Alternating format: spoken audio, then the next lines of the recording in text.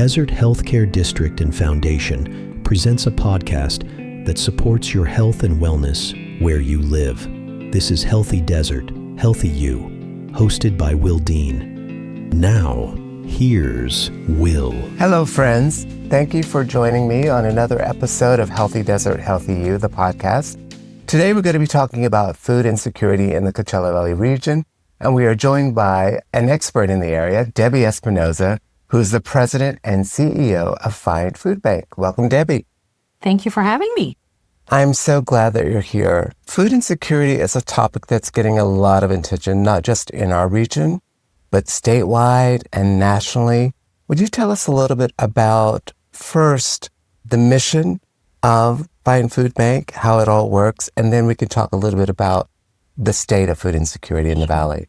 I think the simplest and most understandable way to talk about our mission is to simply say that Find is all about ending hunger for today, tomorrow, and for a lifetime, because there's various stages of food insecurity and different ways that we need to look at food insecurity to be able to tackle it, not just from how we handle people with their emergency food needs, but how do we break the root causes of food insecurity and everything that goes into that. For Find, that's what we do as a regional food bank, and that's what our mission is and how we look at our approaches on tackling food insecurity in our community. Being a regional food bank, you also work with a lot of smaller food banks in the area. Talk about that, how many you're working with, Sure. And what that process is. Absolutely. So I think one of the things that we like to do is to help educate the community about the greater food safety network that kind of makes the whole Coachella Valley and Desert region tick as we work together as over 100 different nonprofit organizations trying to combat this problem together. Each one of us has a very specific role, and we have our niche about what it is that we do. For Find Regional Food Bank, as the regional food bank, we are part of the Feeding America national network of regional food banks. There's 199 regional food banks that serves the entire the entire United States together as a whole. And each one of us has our geographic service areas or regions within the United States that we focus on. As a regional food bank, our role is to ensure that we're working with not just people donating locally or corporations donating locally. We are trying to bring in food resources primarily donated from across the United States, from the large corporations to the agricultural fields to food manufacturers and food distributors, many of which say we will not work directly with small local because it's not an efficient way to do it. Have a representative in your regional community, and we can drive product through that way, and then you create your network from there to be able to distribute it out. Completely makes sense. So think about it. If you're working with ConAgra or you're working with Kraft Foods, they just don't have the ability to work with a local church that wants 10 cases of cheese.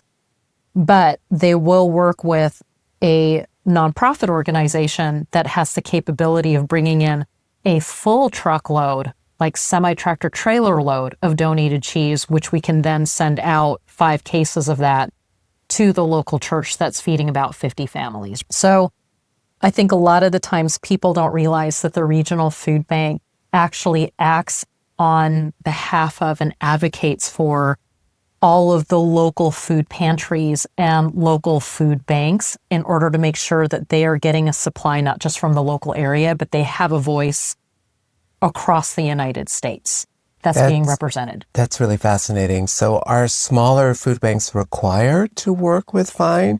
It sounds like it's in their best interest to do, but there's not a requirement. Yeah, Find's been around for over 40 years now. We started in 1983, and over the years, we have built up this reach out into communities well beyond the Coachella Valley, and especially through the Feeding America Regional Network, to be able to resource for our entire community that which a small church or a local pantry or even some of our larger organizations like the Center and Martha's and CVRM, because again, these large manufacturers or the large Target distribution centers or Costco distribution centers, they don't have the capacity to be able to receive semi-tractor trailer loads of food every day, 365 days a year. And they wouldn't want to, like, the smaller pantry wouldn't want to get a full 40,000 pounds of the same product because that would be all that they would be distributing to their clients. So we are able to mix all of these products together and give them like a plethora of items to be able to use for their clients. I've been to your facility in Indio. It is quite an operation. It's a huge warehouse facility, so it makes sense that you would be the distributor. Yeah. Were you there for our grand? I can't remember if you were able to come for our grand opening. So we just opened up another 40,000 square feet of warehouse space. It was a $12.5 million capital campaign that we've been doing over the last 2 years because we were running out of space because we've just been getting amazing partners through the years, and we didn't want to turn food away, right? We wanted to make sure that we could take everything in order to be able to get it out to those 100 nonprofit plus organizations that we distribute food to and through. So we're a little over 90,000 square feet of warehouse space now with full-blown commercial coolers and freezer space. Many of the times when people come to visit, and we're always open for tours, people just have to call up and schedule the time. Many people come in, and especially the kids, they're like, "You look like Costco." And I'm like, yeah, we actually are as large as a Costco facility, but the great part is everything that goes out of our food bank is free. Excellent. I love that. When you talked about having a reach outside the Coachella Valley, what are the boundaries of your region? Sure. So our region is a 10,000 square mile region. We go from the windmills of the I-10 all the way over to Blythe, so the border of California, Arizona. We go from the Joshua Tree, 29 Palms, Morongo Basin area all the way out to Anza and Mountain Center. And then we go all the way down to Imperial County, to the border of Imperial County and Mexico. But we have a really wonderful relationship with the Imperial Valley Food Bank, who's like our little sister food bank, and we provide support to. So they manage that geographic Imperial County area as part of our larger network of food banks. So we focus primarily on Coachella Valley and Morongo Basin, and then they handle the Imperial County area for us. That's a huge area. Do you have trucks on the road every day? Every day. We have a fleet of over 17 vehicles, all sizes of commercial vehicles, including one semi-tractor trailer load, or one semi-tractor trailer. And the majority of our trucks that you see on the road are making sure that we can deliver food out to all of those local nonprofit organizations because they just don't have the capacity to come and pick up with the box trucks and stuff. So we always like to offer that service. But we also have another 22 mobile pantries on top of that. So do you know what a mobile pantry is? Tell me. All right.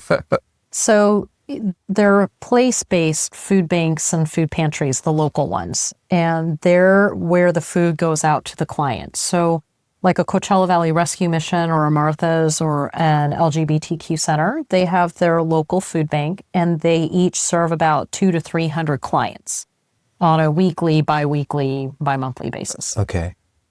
And there's 100 of these. But there are food deserts that are still here in our community. A food desert is where there is a high concentration of food insecure people, but there isn't a resource of affordable food within a 1 to 2 mile radius of where that community lives. Or the density or population is so high that even with the resources that are there, it still may not be able to fulfill the need of what that density of food insecure population requires to be able to be made whole.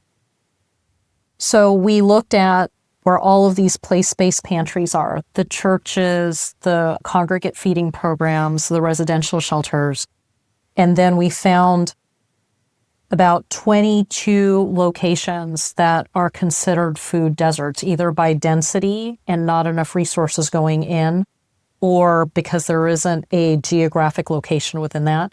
We deploy our own food bank trucks to be able to serve anywhere between 200 to 600 households within that area, on top of supplying each one of those local food banks. How many people are you feeding each week, each month? I'm not sure how you measure that. Sure. So together, we look at the total amount of people that have received food from the food bank, either directly or indirectly from those local food banks. When you combine that whole system together, it's about 125,000 client interactions every month. Every month, okay. And the reason why I say client interactions is because sometimes some clients need to come 1 to 2 times or 3 times even a month. So that's not the number of individuals unduplicated or the number, right? Because that would be almost half of our valley. With some people, they come once. With some people, they come 3 times. But the amount of interactions that we have with people that need food, about 125,000 plus every month. Per month. So have you seen an increase in that number this year? Oh, yeah. Yeah. And it's a lot of the times when we see food insecurity numbers rise and the people accessing the system, it's directly tied to what people are hearing, right, in the news about economic shifts that are going on. So most recently, government shutdown. And the fear that was caused with the SNAP or CalFresh benefit interruptions, which you guys know all about because it does our healthcare system. Food is medicine. So we saw definitely a shift in that. We were doing special distributions for federal employees because they had gone almost 3 paycheck cycles without getting anything. And there were a lot of people that found themselves on the receiving support from our local food pantries or from the food bank simply because they knew that they were eventually going to get paid. But what do you do in the meantime? So there were a few hundred of those employees that we were helping. But then there was also the CalFresh interruption. There was a period of time where people were really afraid about CalFresh not being funded. And so they were already running out of their CalFresh benefits towards the end of October because CalFresh benefits don't necessarily last the entire month. So the idea of them not receiving the next cycle in November really caused about 50,000 people in our service area pause and fear. And so we wanted to make sure that we could get enough resources out there in order for them to be able to be sustained until the CalFresh benefits could be funded. And so we saw a spike in the line there. Prior to the government shutdown, we were already seeing spikes through the summer because our area, we're very cyclical when it comes to season. Layoffs happen, decreased hours happen because of tourism. Who wants to come when it's 120 degrees outside? So we're already seeing shifts and increases because of that. Typically every summer we see about a 10% increase. Kids are out of school. They have access to free and reduced lunch. The school districts do a great job trying to have access points, but not all of them can get it, right? So we already are seeing an increase during the summertime as well. So there was a lot of stuff that just got layered on over the last few months for us and all of our agency network. So you mentioned a special distribution to government workers affected by the shutdown. What does that look like? Is there a direct outreach to government workers? Yeah, so we partnered with the Palm Springs Airport where we see the majority of our government workers, TSA agents, but there's also the military bases. And so I know that active military were getting paid, but there's a lot of civilian federal workers that are working on military bases. So we're doing special distributions up at the 29 Palms base over at the airport. And what that looks like is our people that a lot of the times have never been to a food bank distribution before. They haven't needed to go. Some of them were volunteers of ours, and so they were very happy to know that they could tap into the resource as well as help distribute food too as well. A lot of people that were very thankful and grateful for our community stepping up and supporting the food bank through this in order to make sure that we had extra supplies as the spike happened. Great. A lot of people right now have been following food insecurity, especially because of 50,000 people not receiving their SNAP benefits and just the shift and change that happened during that time in November. And for the food bank, the last time we mobilized like this was during the pandemic. So we actually moved into emergency disaster response mode in order to be able to be prepared for 50,000 people losing their benefits layered on top of the government employees that were already experiencing it because of the lack of paychecks that they were receiving. And it was an eye-opening experience in the sense of the pandemic was a natural disaster. In this case, this was a man-made disaster, but a disaster nonetheless. So as part of an organization like Feeding America, obviously communities across the country are experiencing the same thing, the same level of need. Do you find that, are you having any issues getting the support that you need from Feeding America, considering they have to, I would imagine, increase their provisions to others? Yeah. Feeding America does a really great job using data-driven decision-making.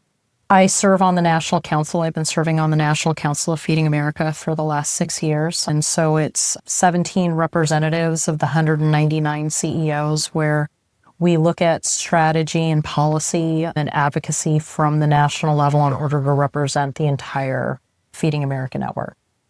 And so we've worked really hard in making sure that we're collecting data and statistics across the United States so that when we move into, whether it's regular times or disaster times, we have data to be able to help drive decisions on where resources are going to be deployed. During the time of the pandemic, we have a tourism-based population. Tourism fell. We have 86% of our children that are on free and reduced lunch. So by nature, all of the children that are on free and reduced lunch are deemed food insecure or have the potential of being food insecure. And so we received a lot of support from Feeding America during that time because when you look at our statistics in our area compared to some of maybe more of the urban areas or whatnot that have larger corporations, larger businesses, that will be funding the food bank. We don't have the big Bank of America Corporation headquarters sitting here like they do in Atlanta, let's just say. So Feeding America will kind of divert funds in order to show equity within disbursement of funds. But during this time, you have larger urban areas that have a higher concentration of federal workers, right? Think about LA Regional Food Bank and the amount of federal employees that they have at the airport, the TSA agents there. You have federal buildings that are hosted in LA. In that case, for us, we're just like, hey, you know what? We've got our community. We're going to work it. We know that they've got thousands and thousands of people that are spiking right now. Plus the fact that they have the highest concentration of people that are in CalFresh, I think, in the United States. For us, working together as a larger team of people feeding communities, we also understand our sister food banks and when they might have a higher need than our own community.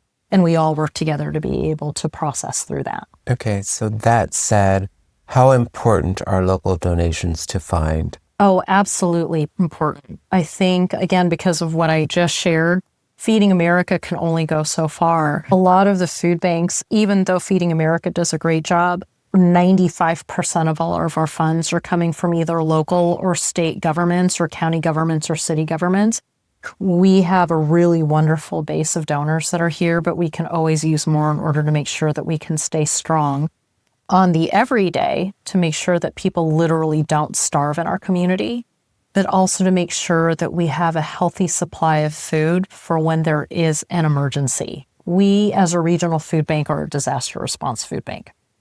That's why when a disaster happens, whether it's the pandemic or during the government shutdown or SNAP CalFresh benefits potentially being interrupted, we can mobilize very quickly and not have to wait for donations to come in order to respond right away. And then we're backfilling with the donations that are coming in as we're distributing out. That is the best way to be able to handle an emergency. And so that continuous support allows us to be able to respond very quickly for when people are in need. Think about it this way. If there's a huge earthquake, and let's say the 10 goes down on the west side of us and the east side of us, we already know, and we've talked to Riverside County, OES, we all work together, our EMD works together very well, Emergency of Management and Disasters. We know that we have to sustain ourselves for probably at least 1 week to almost 2 weeks before roads can be built again, before supplies can be in. So Find Regional Food Bank actually keeps a very strong supply of a couple million pounds of food so we can respond right away and have the ability to wait for back supplies to come in. You could be going to the food bank for supplies, just like we saw a lot of people going to the food bank during the pandemic that have never gone before. Absolutely. That's really interesting. I'd never even thought about what would happen during an earthquake.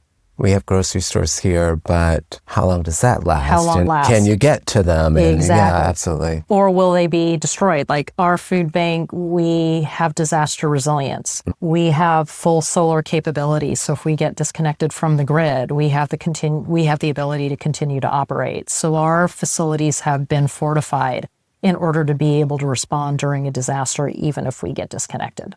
Okay. So you and I are sitting here on December 3rd, 2025, during the holiday season. I would imagine there's an increased need, but is there an increased level of donating during the holidays? Yeah, I think, again, our community has been so wonderful. Many of the people understand the position of a regional food bank. We've done a lot of work educating people about how it's not just a donation to find regional food bank. That donation spreads across the entire valley to over 100 different nonprofit organizations because that's where the food goes to. And so we see increased donations, and that's a good thing because during the holiday time, typically we see an increase just naturally. Forget about the government shutdown, forget about SNAP. Just generally there's an increase at the end of the year. We've talked to our clients about that, and I want to bring a little bit more. We've been talking a lot about the food banks, but let's talk a little bit about the clients in this context too, because that's what this is all about, right? So many people have struggled through the year, and they have worked so hard to try to make ends meet. A lot of the times, by the time they get to the end of the year, they may not have received Find Food Bank services, but it's the holiday time, and they just don't want to struggle to feed their family during Christmas, during any of the holidays that we're celebrating during the holiday season, Thanksgiving. So a lot of the times we see the increases coming because they're taking a breath at the end of the year. So we see our distributions go up anywhere between 5 to 10% across the board, just because I think people are like, we've done our best, we've done everything that we possibly could, and we just want to have a good holiday season. So our kids don't have to suffer, or our moms or dads or the people that we're taking care of don't have to suffer and not be able to just focus on being together with family. And so I think a lot of our community knows that too as well. So we do see an increase of donations coming in, both food and fund-wise, in order to be able to make sure that we're whole. We know a lot of people are making their year-end donations, and so we're very thankful that they choose Find Regional Food Bank as a place to do one of their year-end donations. But our community is good. Our community is great. I love to hear that. For people who are listening and watching who want to know how to donate, where did they find out? Sure. They can go to our website, which is findfoodbank.org. So FIND, like I need to find food, findfoodbank.org. And they can click on donate, and then they can see how they can do any kind of donation, whether it's a monetary donation or a donation of food or a donation of time. They can click on the volunteer link because we definitely need volunteers to help us process over 20 million pounds of food annually. I was going to ask about that. So what does that entail? Some examples of what you would do as a volunteer who helps process? Yeah, so we bring in those truckloads of food that I was talking about. All of that food that comes in has to be broken down and then processed, meaning we could get one full truckload of canned carrots, and then we get another full truckload of 1 pound packages of rice, and we get another full truckload of other items. We have to take each one of those and we have to put them into individual bags of mixed items. So when they're going out to the distribution line, one bag has 2 cans of corn, 2 cans of carrots, 2 cans of green beans, 1 bag of rice, 1 bag of this, 1 bag of that. And then sometimes they're processing produce. So we get these big field bins of produce. Not 100% of the produce is good, right? Because some of them we're getting the produce that wasn't able to be sold at the store. So they have a little bit of a blemish here and there, but some of them have too many blemishes on them. A lot of our volunteers are sorting what is able to go out to the line versus what we have to send over to the farmer that then turns it into compost or to something else in order to be able to make sure that we're not sending it to landfill. Because we are an environmental organization too as well. I love that. And so I do want to talk a little bit about the produce because I know that's an area of your service that the Desert Healthcare District has been very supportive of in the past. But that's really a key part of what you do.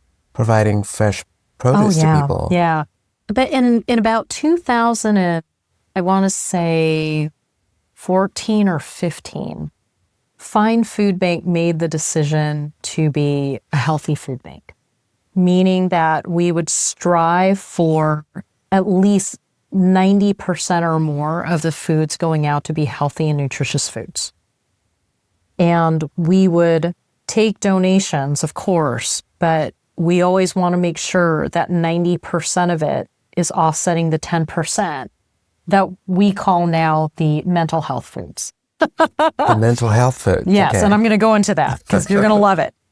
But 90% of it is the healthy and nutritious, nutrient-dense, rich foods that a lot of the times food insecure people have a difficult time accessing. If you can imagine, the cost of food continually goes up. We're at one of our highest points per pound that we've ever seen in the United States. In fact, I just went to Sprouts the other day to try to buy ground beef. And I'm like, oh my gosh, I can't even believe how much ground beef is costing right now. This is insane. But produce is one of those too, where as much as we want to say that produce is always affordable, the variety of produce isn't necessarily affordable or accessible to people that are food insecure. And so we know that our depth and reach into the community, either through our agencies or through our mobile markets, has the ability to get fresh produce out to these communities that typically would not be able to afford it. This year, almost 40% of our product that went out of that 20 million pounds was in the form of fresh produce in order to allow equitability of distribution and access to people, to help battle type 2 diabetes, to help battle the childhood obesity epidemic that's going on in the food insecure populations. You all know this because you're Desert Healthcare District, which is why you support us with this. But millions and millions of pounds of fresh produce going out to people can change lives. It really can, because food is medicine. And what you eat is what you are going to become physically. And so we don't want people to live off of foods that are filling but are not nutrient dense, which you know is one of the causes of the epidemics of type 2 diabetes and childhood obesity in food insecure populations. If you are eating pasta noodles every day and nothing else, you may be getting fed, but they're empty calories. So it means that your body still is starving for the nutrient-dense rich foods. And that's why we focus on produce. Okay. And the mental health foods? The mental health foods, those are the cakes that we get donated, the ice creams that we get donated.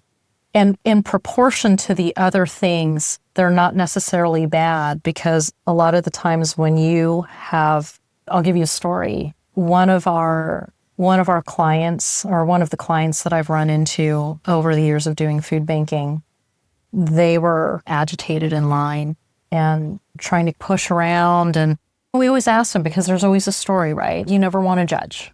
There's always a story. So we ask them, hey, what's happening? What's causing you to be a little bit more wanting something? And they're like, there's a cake at the very end of the line, and I just want to make sure that I can get that. And we're like, well, why do you need the cake? And they're like, it's my child's birthday. Oh, wow. And I can't afford a birthday cake. And we want them to be able to have a birthday cake on their birthday. And that's what I'm talking about, is the mental health foods. As much as we want everybody to have the nutrient-dense rich foods in proportion to some of these other things that can really brighten somebody's day. And yeah, it's not a strawberry and it's not an orange. Many of our children that go to our sites, they love getting the fresh fruits, and we want to make sure they get an abundance of them.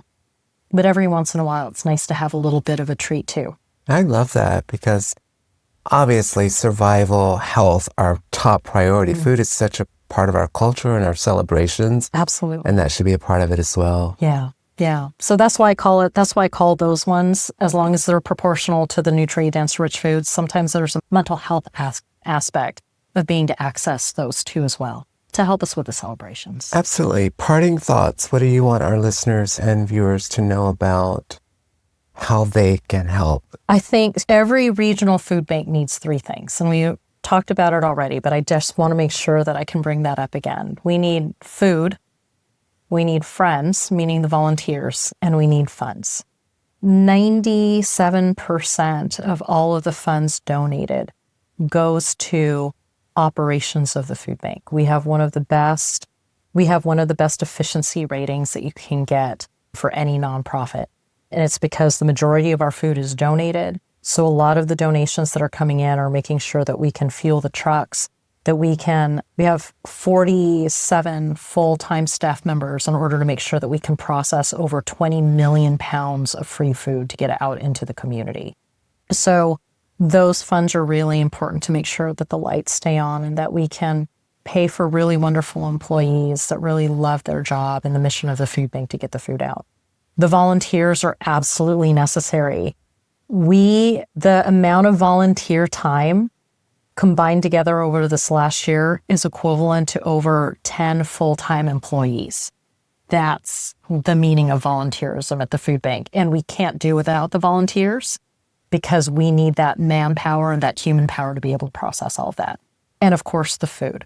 Whether it's dropping off food, so it's not going to landfill, it has to be edible food. It can't be food that's already been used. It has to be food that hasn't been contaminated, or you thought you liked something and you ate one can of it and you have 2 more cans of it. Come and drop it off at the food bank or drop it off at one of our local pantries. We can always redistribute that out, and I guarantee you somebody's going to like it and be happy that they received it. So those are the 3 things that we need. Find continually looks at other things too, not just the food distribution, which is what we focused on, but we have outreach services, making sure that we can link people that are food insecure with other services like utility assistance, rental assistance, helping them fill out Medi-Cal applications and CalFresh applications, because that's our ending hunger for tomorrow, meaning our ending hunger for today is literally to make sure people don't starve.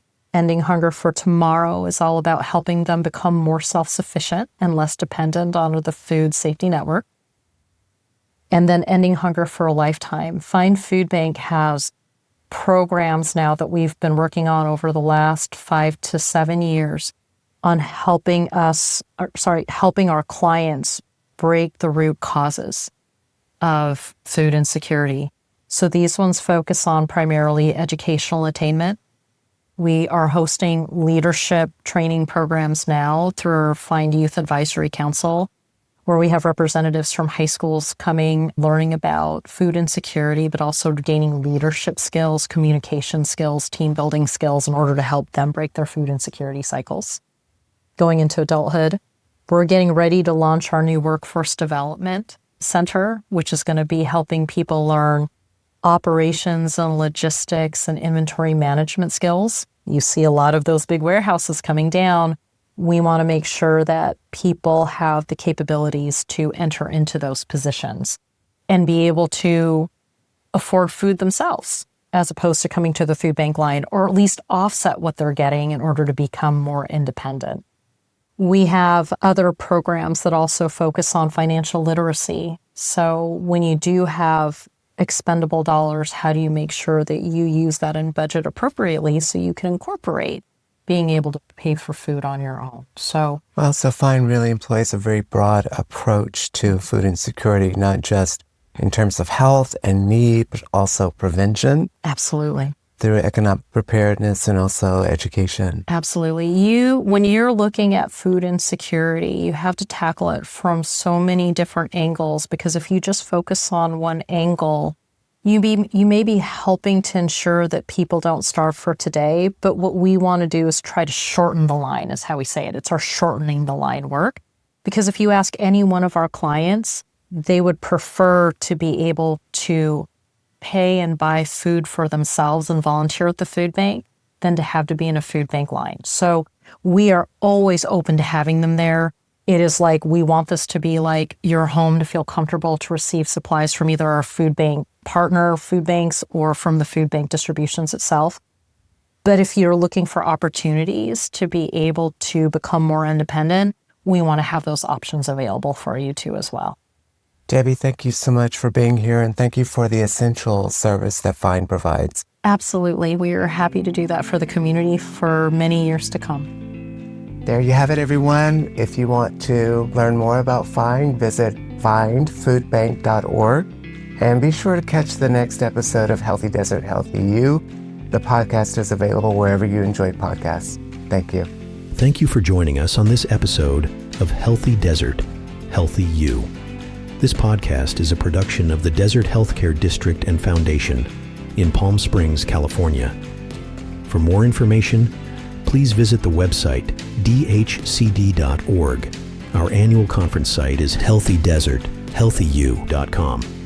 This podcast is available at most major podcast portals, including Amazon Music, Apple Podcasts, Audible, Captivate.fm, Spotify, and YouTube Music. Thanks for listening. Be sure to subscribe.